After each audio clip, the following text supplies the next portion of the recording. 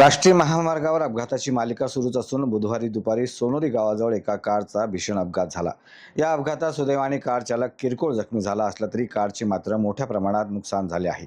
अपघातामुळे महामार्गावरील वाहतूक काही काळासाठी विस्कळीत झाली होती। मिळालेल्या माहितीनुसार मूर्तिजापूर गाले पोलीस ठाण्याच्या हद्दीत येणाऱ्या राष्ट्रीय महामार्गावरील सोनोरी गावाजवळ बुधवारी दुपारी हा अपघात घडला। अकोल्याकडून मूर्तिजापूर दिशेने जात असलेल्या कारला पाठीमागून येणाऱ्या एका भरधाव टिप्परने जोरदार धडक दिली। ही धडक इतकी भीषण होती की कार थेट महामार्गाच्या सुरक्षा भिंतीला जाऊन धडकली। यात कारचा चक्काचूर झाला असून कारमधील एक व्यक्ती किरकोळ जखमी झाली आहे। अपघाताची माहिती मिळताच वीर भगतसिंग आपत्कालीन शोध व बचाव पथक कुरणखेडचे सदस्य शुभम कंडाळे हे रुग्णवाहिकेसह तातडीने घटनास्थळी दाखल झाले।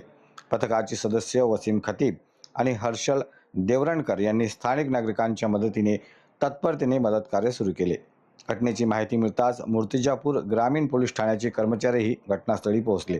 त्यांनी क्रेनच्या सहाय्याने अपघातग्रस्त वाहन बाजूला करून वाहतूक पूर्ववत केली। या अपघाताचा पुढील तपास मूर्तिजापूर ग्रामीण पोलीस करीत आहे।